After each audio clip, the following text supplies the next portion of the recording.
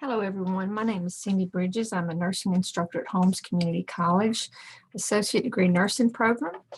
And today we're going to take a few minutes to talk about evidence-based practice. Evidence-based practice is a term you'll hear thrown around, especially after you go to work. You're going to hear people say, we're doing this because it's the latest evidence-based practice. So let's explore what evidence-based practice is and what evidence-based nursing care is.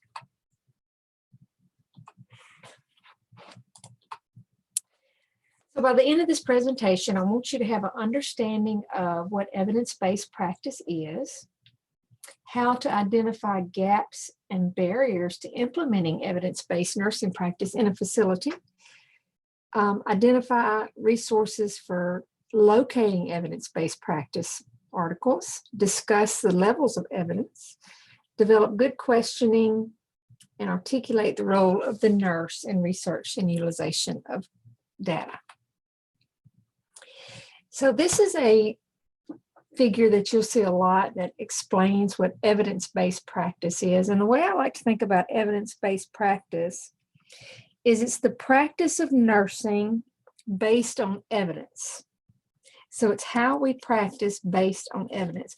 We can't just decide we want to do something because we think it's a good idea. We have to have evidence that supports what we're doing.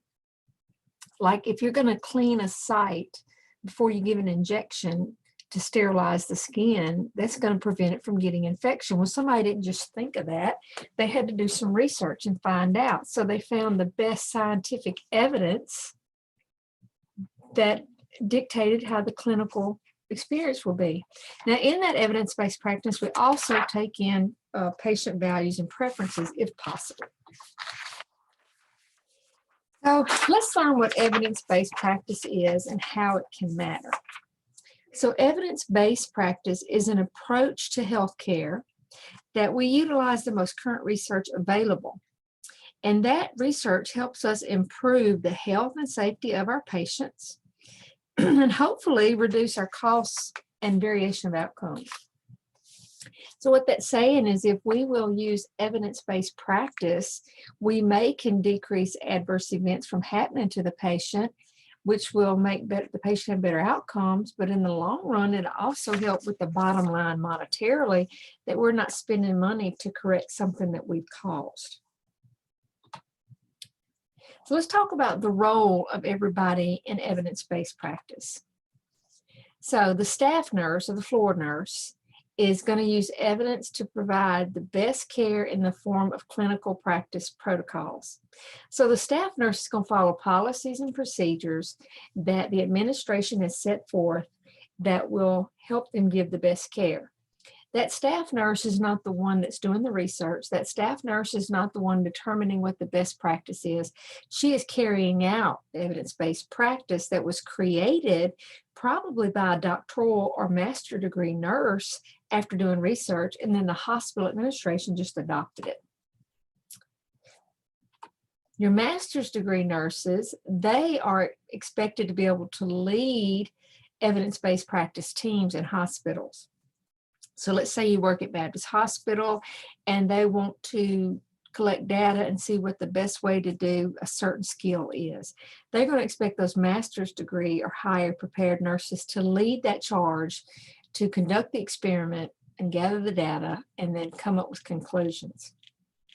The doctorally degree or doctorally prepared or doctoral degree nurses are considered the experts in the process of creating evidence-based practice. So what does evidence-based practice do? Well, it standardizes our practice to maximize good nursing practice. What that means is it doesn't matter where you are. We all start an IV the same. We all put in Foley catheters the same. We all do sterile wound care the same. And those standardized practices come from research that shows that it is the best way to do it. Evidence-based practice, like I said before, also reduces costs and improves the quality of care. It's going to integrate the best available research and clinical expertise. Now, one good thing about having the internet and the World Wide Web at our fingertips is we can search and instantly know the latest research and expertise. Used to, you'd have to go, go to the library and look up, write people and ask them for their results, or go find a journal and look it up. And it's right at our fingertips now. And evidence-based practice does try to take patient preferences and values into consideration. Patients may not want something done to them. Well, even though we think it might be best practice, if they don't think it's important or won't allow it to happen, then we're not going to do it. Some of the unique features of evidence-based practice is it uses a problem-solving approach. So nurses conduct the research and utilize their clinical expertise and past clinical experience to evaluate current practices. So that means they're going to conduct a research experiment, and while they're doing that, they're using all the skills that they have learned by being a nurse. That's why someone that's fresh out of school should not be involved, in my opinion, or it seems to be proven, and leading the charge on developing new ways of doing things. They need that clinical expertise behind them. It combines research, evidence, and nursing bedside knowledge. So your researchers may have an idea, but then they're also going to consult with the nurses that are actually at the bedside and see what their input is. Because sometimes what you think is best up in the 5th floor of a hospital where the administrative offices are, or up in academia in a school of nursing, it may not be reality for a floor nurse. So that nursing bedside knowledge is very important too. Again, it allows for patient values to be expressed if possible. And then that helps us come up with the best practice. So why is evidence-based practice so important? Well, registered nurses are going to deliver care to patients by applying validated interventions.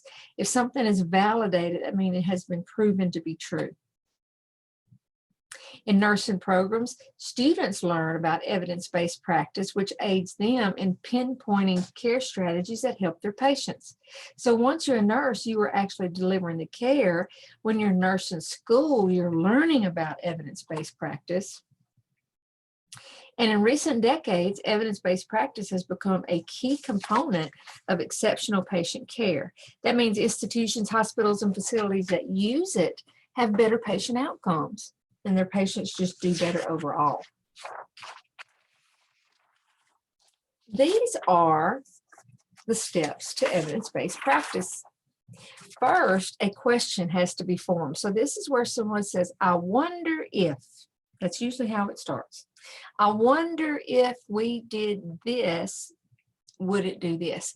And this usually comes from bedside or someone that's looking at reports and they're seeing a trend of something and they think, I wonder if this would make this better. So then the next step is to go gather any available evidence by searching literature on the question to see if anybody else has had that question, see if anybody else has done any research. Then once you get all that information, you got to analyze it and determine, was it a good research? Did it have valid arguments? Did it have a good sample pool? Did they experiment with enough people? Then once you get that, you've got to apply that evidence to the clinical bedside. So you're going to analyze the evidence. So step 3 is where you analyze the evidence and you also implement your experiment or your strategy. Then you're going to apply what you've developed at the bedside. And then the last step is to evaluate, did it make things better or did it work? So here it is again, ask a question, search, critically appraise, implement, and evaluate. So step 1, like I said, it usually starts off with, I wonder if. From a clinical question to identify a problem. Convert the need for information into an answerable question. Okay, so if you have a need for information about prevention of something, you're going to convert that into a question. If you have a need for information regarding a therapy or a diagnosis or a cause or a treatment, it has to be put into a question format. This is often developed at the bedside. Nurses repeatedly seeing the same thing over and over, and they say, I wonder if.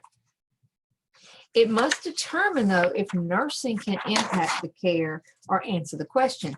So the question may be, I wonder if blah, blah, blah, but it may not have anything to do with nursing. But nursing is the one that's seeing the issue. So maybe, I wonder if the doctor did this, would we not see this? Well, in that case, it's not really a nursing issue, it's a physician issue, but still the nurses may be the one to identify it. If it's something that a nurse can address, then it will go on through the processing. Step 2 is where you're going to gather the best available evidence by searching relative literature on the subject the question is about.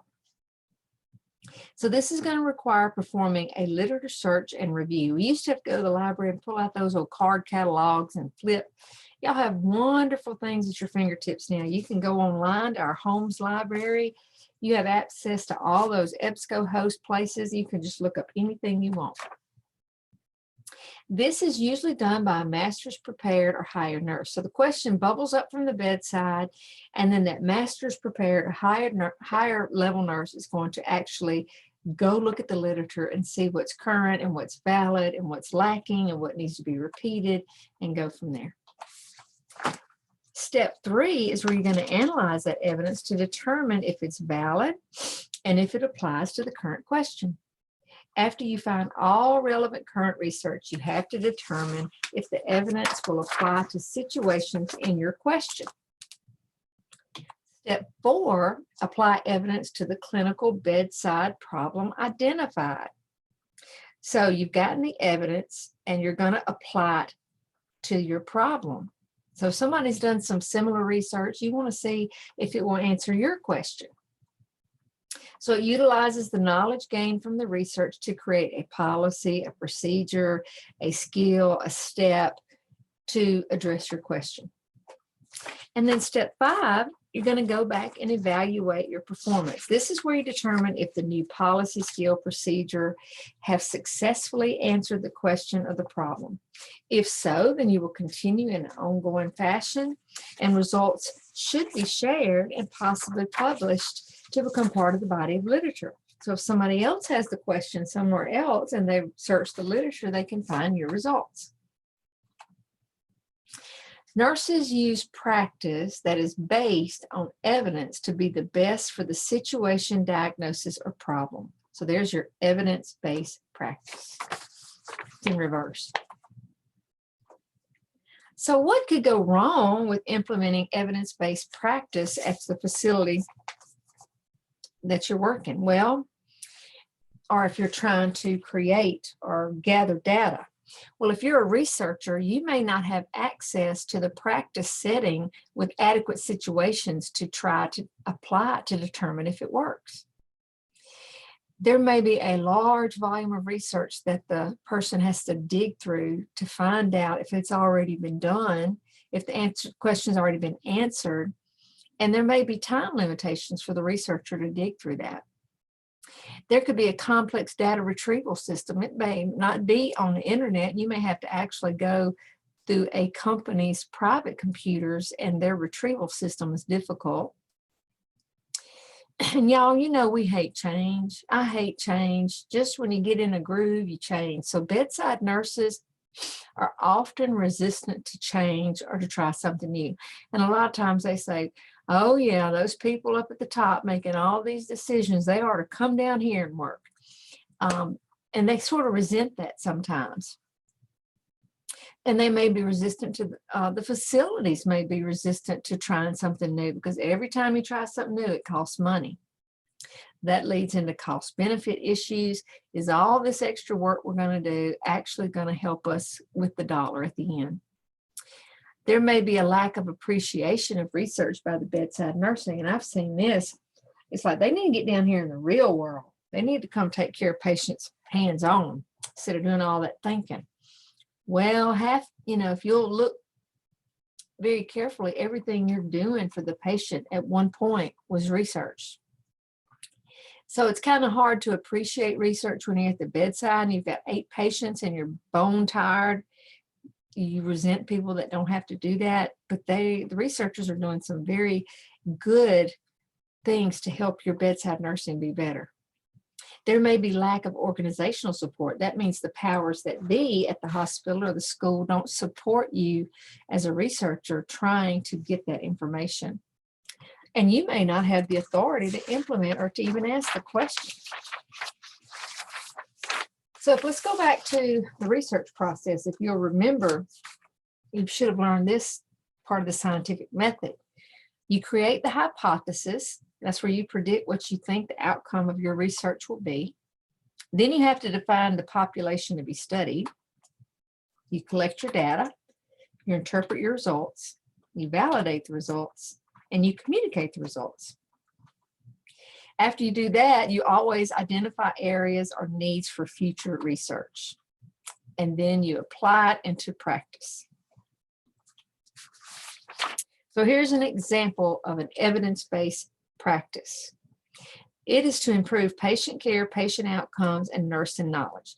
When I first became a nurse, we used to give, I'm telling you how old I am now, we used to give Phenergan IV push. So if you had somebody get some Demerol IV, they'd also maybe get that Phenergan IV push, where you can imagine it sent them for a loop. They were looped out, sleepy, groggy, just super duper out of it. Well, and they were trying to prevent nausea or treat nausea. So we thought we need to get that push and get it on in them. Well, some research was done, and it compared Phenergan given by IV push versus IV piggyback to see the outcomes. So they got the question was, is there any way we could give this Phenergan slower and still have the same results for the patient, less nausea and vomiting, without having the euphoria and the sleepiness and all of that? So they had a group of people getting Phenergan IV push and a group giving it piggyback, slower. Research was done on the outcomes of both. The results indicate that there were less problems for the patient with an IV piggyback rather than the push. So the patient's veins weren't as eaten up, the grogginess was less, and they had just as good outcomes. So once the research came out, the employees had to be taught this. Well, I've been giving IV push Phenergan for 15 years. I don't want to switch and have to go to a piggyback and prime that line and hang it up. Well, the hospital has adopted it that it will only be given piggyback now, and it has to run over 10 to 15 minutes. Well, before you just go in there and give that push and be done with it. So you see, nurses would be maybe resentful of this because it's going to take more time. It may be more expensive on the front end, so administration may be resistant to it, but the evidence supported that the piggyback was the best administration. So in the end, the evidence-based practice to give piggyback versus push was adopted. So the evidence-based practice is tied to nursing research. Without research, evidence-based practice would not exist.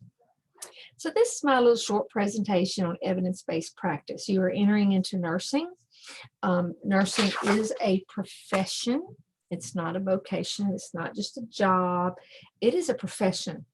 And with every profession, in order for it to be a profession, there has to be research, and ongoing research, and a body of proven research. And so part of that is the outcome of the research, which is the evidence-based practice. So when you go to work and you're doing evidence-based practice, or y'all are changing policy from evidence-based practice, we want you to understand that's part of being a professional, and to understand why it's being done.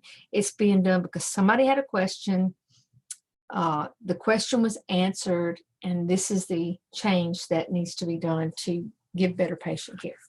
So that is the end of my evidence-based practice. I hope that this is a good little introduction. You should hear about this again in 3rd and 4th semester. Again, my name is Cindy Bridges. If you ever need me for anything, just reach out.